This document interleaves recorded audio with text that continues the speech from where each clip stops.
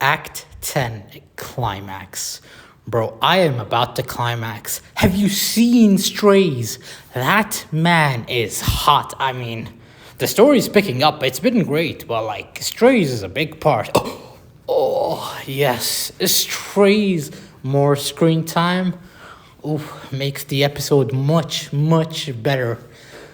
And Strays, man, pretty cool character. I mean, look at him. Just look at him. He's hot.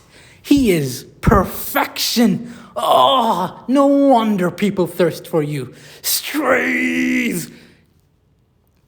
Oh. Welcome back to another lore video. I honestly have no idea what happened during the intro. That was recorded on a different time while I was still reading the story. Unfortunately, I have final exams, so cut me some slack. Of course, there's gonna be some pauses in between. But welcome back. This lore video, I thought about recapping episode 2, but I don't think I'm gonna do that because recapping the story is just not a good idea. I mean, yeah, you can recap the story to some degree, but I feel like certain characters shine when you read the story yourself. Just recapping the events takes out all the character in it. Anyways, last lore video I discussed the world of Orbis, how it was constructed, and some other elements about Britannia. So this episode, or this lore video, I thought I will recap episode 2, not fully. It's more like explaining the Celestial War from part 1, which, after I finished the lore video, I was thinking to myself, what happened in the Celestial War? What is the Celestial War? And that got me thinking, wasn't Strays also involved in the Celestial War, at least to some degree? And yeah, that just created this video. I was mainly thinking, what is the Celestial War? What are the objectives of the Celestial War? And unfortunately, I couldn't answer every question I had, but I got some pretty good information that might explain what happened. Why is the story the way it is? Obviously, Orbis is Orbis because DJ revived Orbis, and I already explained why Iliros made the Archdemon. It's to bring back DJ to the Celestial War after he destroys Orbis. But then it dawned on me, why did Strays appear in episode 2? And why does Iliros make a brief appearance in episode 2? And all of that tied together, and yeah, that is pretty much what inspired this video. This video probably won't be as long as the original video, which was 26 minutes, which I don't know how that happened. This video also is gonna feature certain characters, and it's gonna be very spoiler heavy. Anyways, hope you enjoy. So, the relevant continents to us are Britannia, Cydonia, and Eureka. Unfortunately, the only continent that we care about in Eureka, or the only country I should say, is Policia. And unfortunately, Policia's relevance is already mentioned in episode 2, so I won't go deep into Eureka, but I do want to get into the gods of Britannia, the gods of Cydonia, and all this stuff because it ties into the Celestial War pretty well. So, as we are all avidly aware, the thing in the center, the heart of Orbis, which is our sanctuary in the lobby menu, that place is the heart of Orbis. Now, naturally, when you hear the word heart, you think of something very important, which is your heart. And yeah, if this place is shattered, Britannia is freaking dead, and DJ has to restore the world. As a matter of fact, in the previous video, I mentioned if Ross fails, or if Ross is about to die, DJ resets the world. Well, the same story is here. If the heart of Orbis is about to be shattered or destroyed, DJ will restore the world, or reset the world more accurately, even if Ross is healthy and fine. Now the thing is, if this heart is shattered, Britannia, or I should say Orbis as a whole, explodes, blows up, or it just vanishes out of reality. I honestly have no idea, since it never happens. And every time they come close to this heart of Orbis, they just dodge very lore important questions. They say, oh, only the queen can pass through this door, which is Diane, and then she dies immediately. Like, wow, Epic 7, what a way to show how relevant this place is. And yeah, Vildred finds an archdemon might inside this place, which, technically speaking, it's the worst place to put an archdemon's might. Think about it. The archdemon shades, the Angrath shades, the acolytes, they're attracted to this shard. So how come you put a shard of the archdemon, which, by the way, archdemon's goal isn't, oh, kill Heir of the Covenant. No. His goal is to destroy the heart of Orbis. Destroy Orbis. Like, you see how bad of an idea this is? Honestly, I swear, if Vildred collected all of the archdemon mites and then went to the heart of Orbis, the story would have ended before Ross even woke up. Anyways, they put a hazard right next to the heart, which I don't understand how Vildred couldn't break the heart of Orbis. It's just a big plot hole to me, but I guess Ross just woke up and he's stronger than one shard. Anyways, let's move on. Zooming out of Britannia, let's briefly mention the gods. We have Orbis, which is the corpse that we live in, the world we live on. We have DJ, who summoned Heir of the Covenant, who created the Spirit Lords, who, maintain order in this world. And then we have Illyros, who made the acolytes and made the archdemon, whose goal is to destroy the heart of Orbis.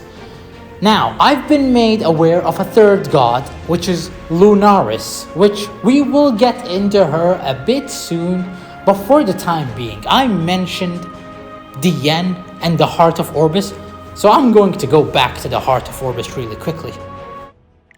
Give me strength. I will guide you through the light. Oh my god. Diane, you did not just summon the heart of this entire world, did you?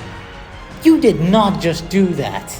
You did not just summon the entire heart that could ruin this entire world. This game. Diane isn't even an adult, yet somehow she has the ability to summon the heart of Orbis. And on second thought, you can collect the heart of Orbis. Hell, in episode 2, you can buy the heart of Orbis. So maybe I'm misunderstanding everything. Maybe Orbis has multiple hearts. Maybe I was the idiot all along. Maybe I misunderstood this world all along. So the theory is, you collect the hearts of Orbis and you upgrade the sanctuary. Now, I think that this quote-unquote heart of Orbis, that might not be the main heart. The main heart is in the sanctuary. So if you destroy the heart of Orbis in the sanctuary, you end up destroying the entire world. Now let's take a few steps back. Diane and in the sanctuary, you can see Skystones floating, which kinda leads me to believe that Skystone, although the in-game description says that it's like a premium currency, it's entirely possible that we misunderstand Skystone, and Skystone is kind of like the water of the world. I mean, yeah, you can drink water, but the dew of life, maybe that's Skystones in their worlds. May those evils be punished. Let's advance together. Now hold on just a second. Who the hell are you? Well, I know who you are, because I actually paid attention. So originally I thought this was DJ, because she calls out to the goddess, blah blah blah, and then it turns out no, this spirit is actually a spirit of Destina, And we saw in the third skill animation that the Yen engulfs the world with those huge wings. Well, I wonder where we saw those wings, you know? Apologies for the low quality image. I took this image directly from the official opening video of Epic 7. I sincerely have no idea why it's in such a low quality. The video, the highest I could get it was like 360p. Anyways, those wings, those are Angelica's wings, and she's next to Achates and Montmorency, which leads me to believe that this might be a common occurrence. You pray to the goddess, boom, you have wings. You're an angel, you're a saint, you have the eulogy for a saint. Yeah, that's all I can say about the wings. I sincerely have no idea what the wings do, but they're there. They are in the story, I guess. And apparently it's such a common occurrence that no one pays attention to it. So yeah, that's all there is to it. Also, I can't be the only one to think this, but doesn't that spirit have a striking resemblance to the Either skin? Shall I have a go? I'm charging! If you're ready, let's go. Oddly enough, Crow, which is another character that appears in Eulogy for a Saint, can somehow summon wings. And it could just be a design choice, but I guess Crow gets a pass because he's he's an heir, and his guardian is like, you know, a creation from the goddess. I honestly have no idea why he summons wings. It just looks pretty cool. Once again, Crow, his design choices just seem to work out for him. And yeah, that's all I can say about the wings. They just give you power, it seems. Round and round. Everyone, I'll save you. So I mentioned Achates when I did that whole Angelica summons big wings video. And sure enough, Achates also has big wings, which heals people. Interesting. In the name of the goddess, a prayer. Epic 7 opening kinda misled me to believe that Angelica had big wings, but now that I look back at her animation, those are kinda underwhelming. I'm kind of getting sidetracked. Celestial War? What the hell is that? Anyways, so we looked at Orbis, the first god, the corpse of this world. We looked at Dice, we looked at Illyros, which Illyros was covered in the last video, you know, the whole archdemon acolytes bullcrap. And then the third god is actually in Dusselnork, which is Lunaris. So, according to other episodes, they keep mentioning that there is a barrier surrounding Britannia, which prevents people from entering or leaving during an archdemon war. And supposedly, if you're outside the barrier, you do not know what is happening in Britannia, and as long as you're in Britannia, this allows Dice to reset the world and pretty much reset your memories as well. Now, what is Lunaris? Who is Lunaris? And after some digging in, it seems like Lunaris is actually the goddess of the moon, which kinda explains the specific characters from Dusselnork, not gonna lie. For the unilluminated light.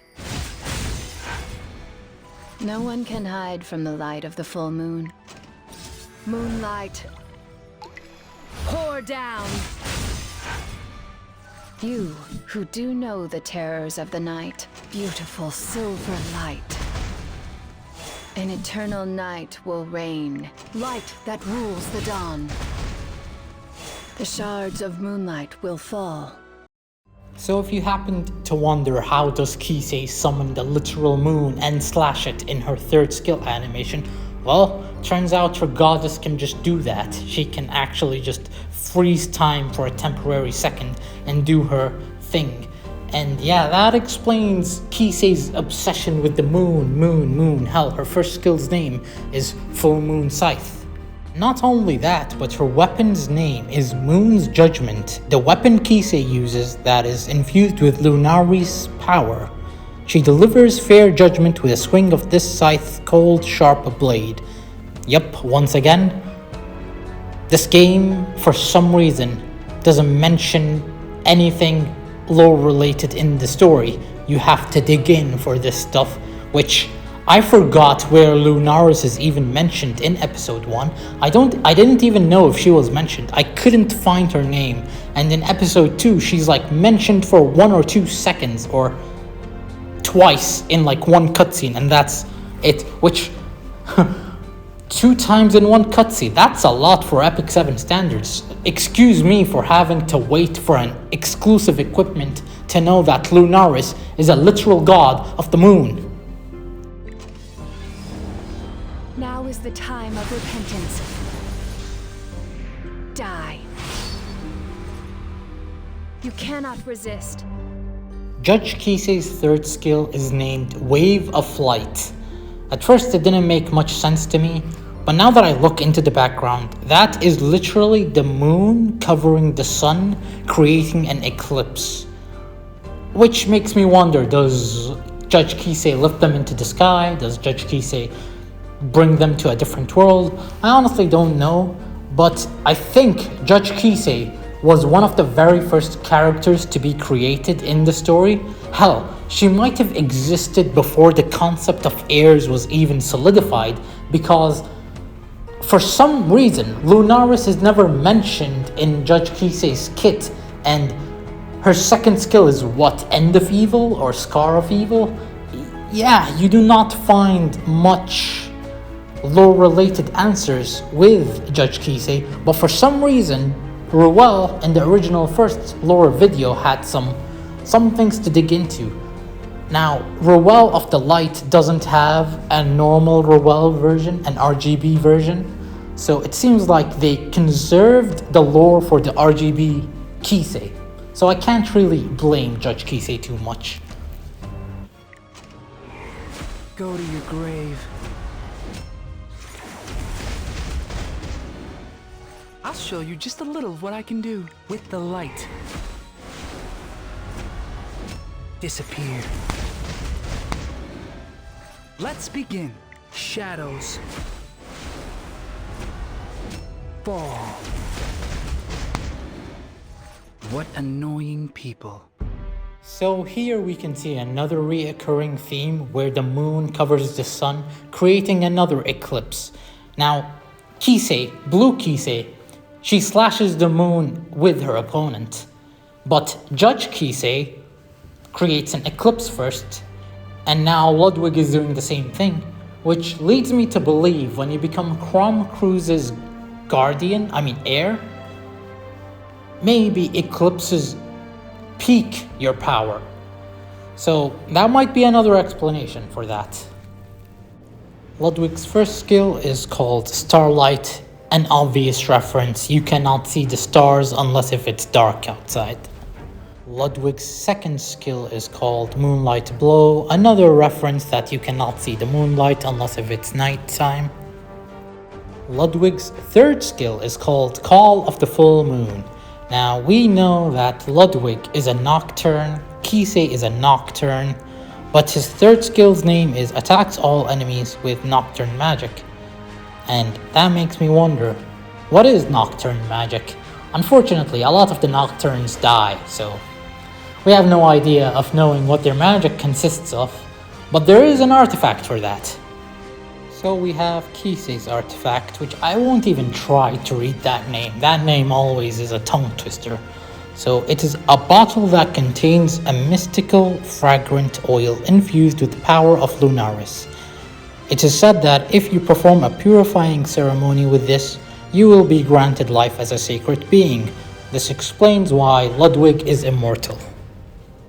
Some might know this character from Eulogy for a Saint, which, since the first lore video, I've been throwing the name Eulogy for a Saint because it really is a gem of lore, back when they actually cared about it anyways.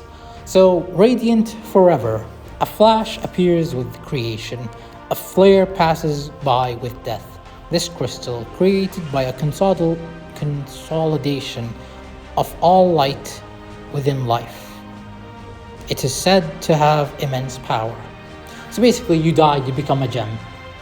Perfect. I wonder what Ludwig carries with him. So here we have Ludwig's exclusive equipment, Everlasting Lapis, a gemstone Nocturnes use to make their amulets. The hardness of the stone symbolizes an unshakable mind. I sincerely hope this isn't the Radiant Forever artifact. I mean, they said they use it for amulets, so I'm going to believe that, but Ludwig kind of uses stones in his first skill, second skill, and his third skill becomes this huge ass chair that he sits at, a throne, and then boom, light and darkness falls from the sky. Makes you wonder, what's up with the writers always using the dead as a form of power? Took us a while, but welcome to Cydonia. This place is fucking boring. So basically, you have two main religions. Or, I don't want to say a religion, really. There's only one religion, and that's the Constella people who worship the stars. But let's look at Meldrick. Meldrick is a city of people that worship the flame. Okay, I won't say they worship it, but it's more like they use its blessing, which is from the Spirit Lord, Malekith. Now, above it, we have the Pupuran ruins, which that is where ancient inheritance takes place, by the way. You go explore that place. But before I get into that, or maybe I'll get into that in another video, who knows, the Pupuran ruins are just a place where people worshipped both the stars and the Spirit Lord Malekith. Obviously, Meldrick didn't want people to go there because they worship the flames, and Constella worships the stars. So you have a group A, which is Meldrick, they worship flames. You have group 2, Constella, people who worship the stars. And then you have group C, which is the people who went to the Pupuran ruins who worshipped both flame and star. Now, here's what sucks. Number 1, Meldrick, they worship Malekith. He's not a god, he's a spirit lord. Number 2, the people in the Pupuran ruins are cursed. That place has no significance. It is a boring place. Maybe an ancient inheritance has a way to prove me wrong, but as far as I'm aware, we saw one NPC, and that one NPC wants a bird named Juju. Who the hell likes, who calls their bird, their parrot, Juju? Have you not learned from Xenoblade Chronicles? What we wish for is a world with no Juju.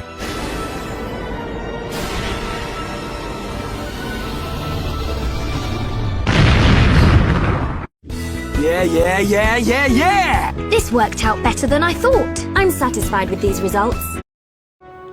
Anyways, so the people of Meldrick use fire.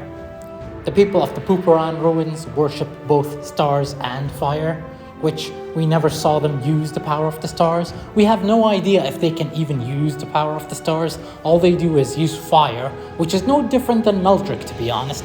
And then we have the City of Light, Constella, which, surprise, surprise, all they talk about is Lunaris, which isn't even their goddess.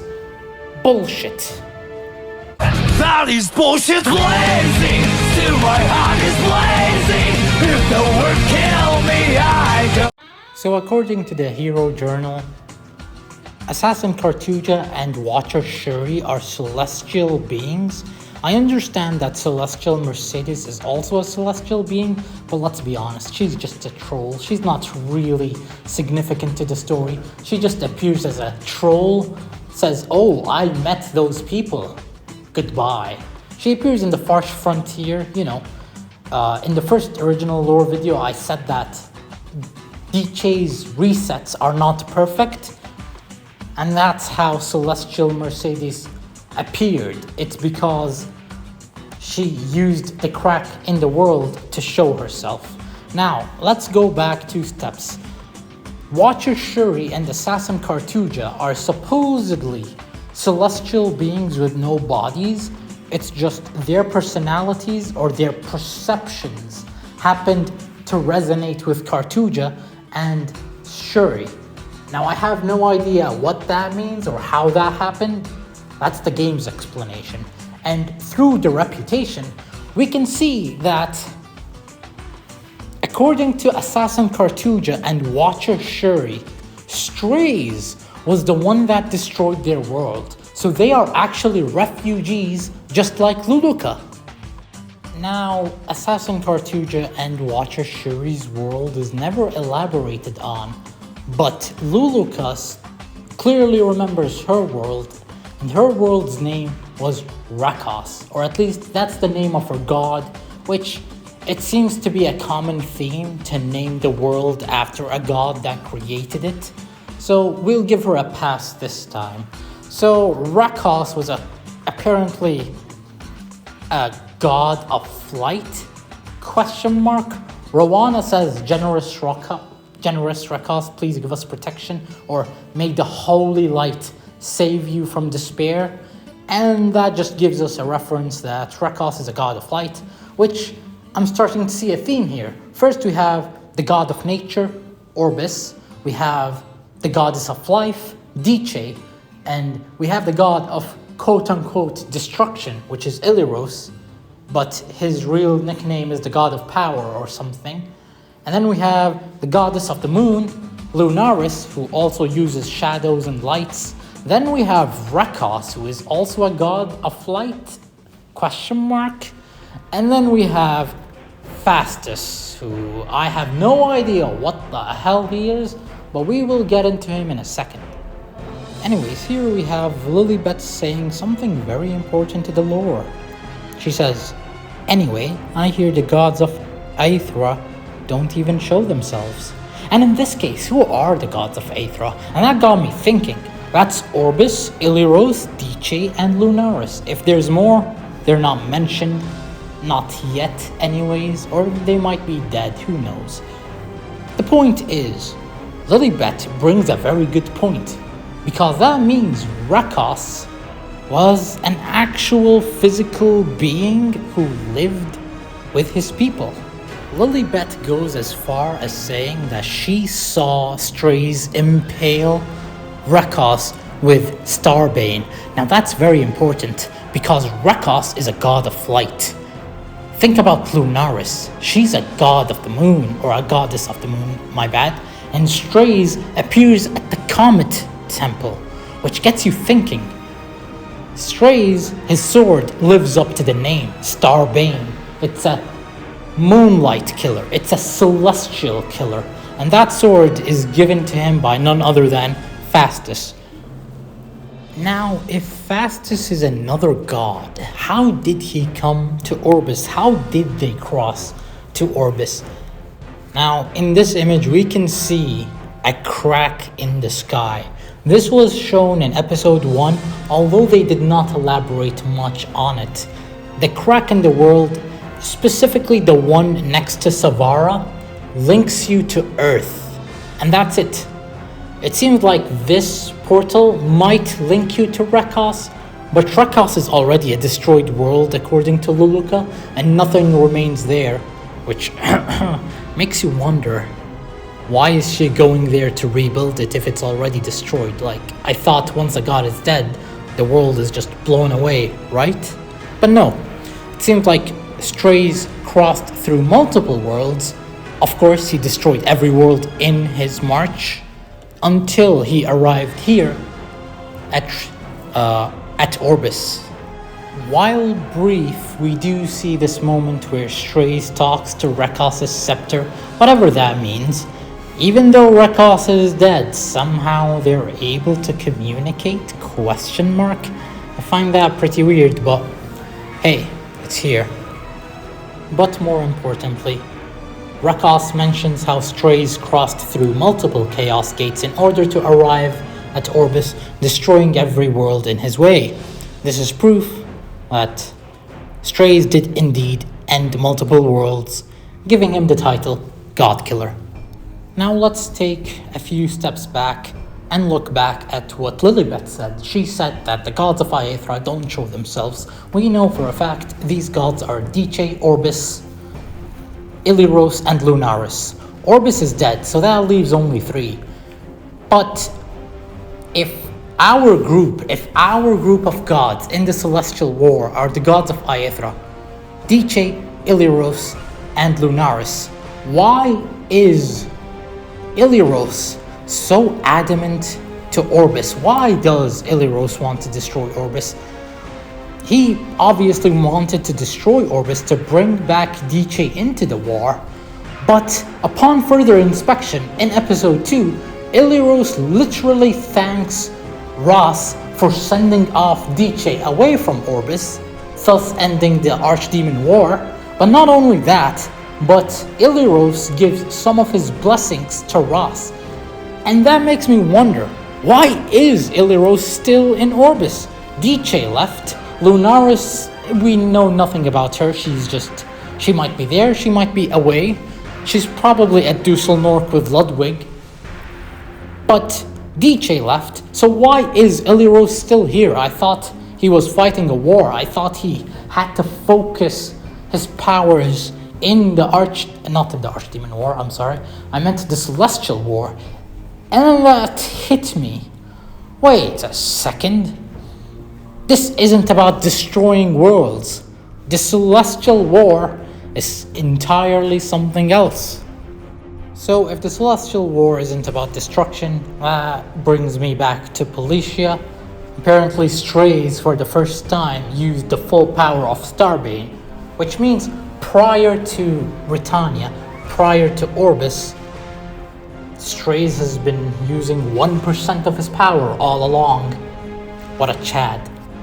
But yeah, that's literally all Policia contributes to the story. As of right now, anyways. So, the gods of Aethra are supposed to be a team in the Celestial War.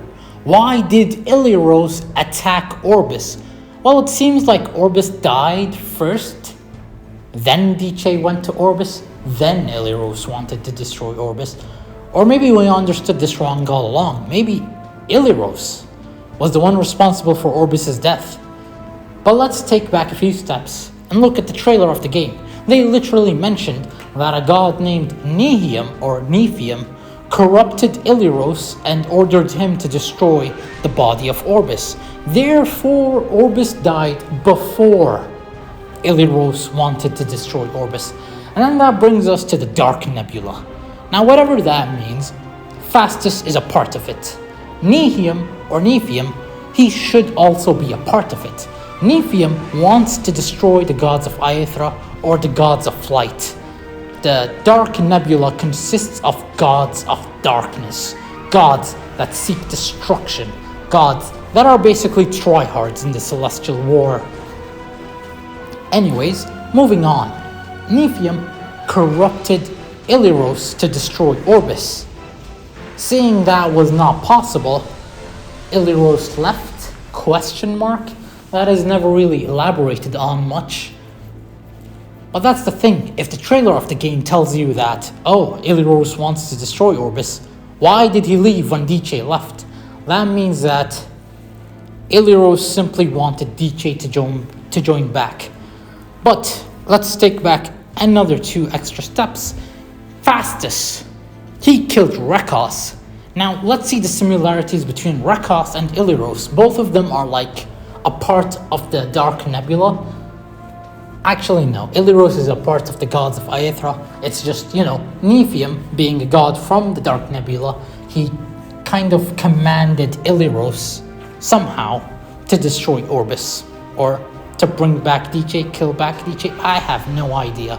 It seems that after Illyros killed Orbis, he was freed from his duty, or he was freed from Nephium's command. On the other hand, Phastos, who killed Rekos, a god of light, he thought, oh, Illyros didn't finish off Orbis, so I'm going to go and finish Orbis.